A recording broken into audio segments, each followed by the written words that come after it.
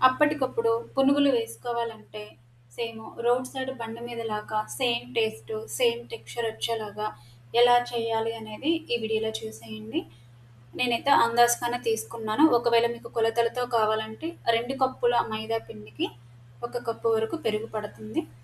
Mixing బౌల్‌లోకి 1 cup పెరుగు తీసుకొని అందులోకి హాఫ్ టేబుల్ స్పూను తినే సోడా, 1 టేబుల్ స్పూను ఆయిల్ వేసి బాగా కలుపుకోండి. బాగా బీట్ చేసిన తర్వాత 10 నిమిషాల పాటు మూత పెట్టి వదిలేయండి. 10 నిమిషాల తర్వాత 2 కప్పుల మైదా పిండి, 1 టేబుల్ స్పూన్ బియ్యం పిండి వేసుకొని బాగా కలుపుకోండి. బియ్యం పిండి వేయడం వల్ల అనేది క్రిస్పీగా బోండాలు టేస్ట్‌గా ఉంటుంది.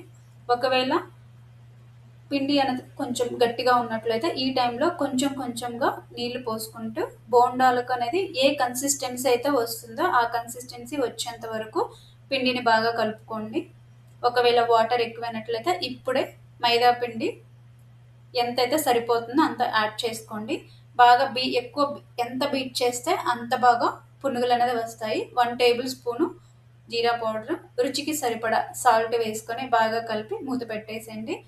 ఈలోపు స్టవ్ వెలిగించేసి కడాయి పెట్టేసి డీప్ ఫ్రైకి సరిపడా ఆయిల్ పోసుకోండి.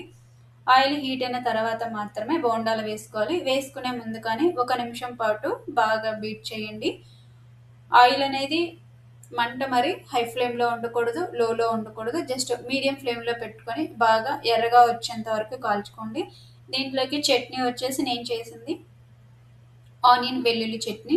జస్ట్ మీడియం సైజులో ఉన్నటువంటి ఆనియన్ కట్ చేసుకొని ఒక 5-6 రెమ్మల వెల్లుల్లి రెబ్బలు, రుచికి సరిపడా సాల్ట్, రుచికి సరిపడా కారం, ఎంతైతే మీరు తింటారో స్పైసీ ఆ స్పైసీని వేస్ట్ చేసుకొని కారం వేసుకొని మిక్సీ పట్టుకోండి. కొంచెం వాటర్ వేసుకోండి. ఎవరైనా మీ ఇంటికి సడన్గా ఫ్రెండ్స్ కానీ రిలేటివ్స్ కానీ వస్తే అప్పటికప్పుడు అనేది ఇన్స్టెంట్గా బోండాలు చేసుకొని ఈవినింగ్ స్నాక్స్ లాగా హ్యాపీగా తీసుకోవచ్చు. Thank you for watching.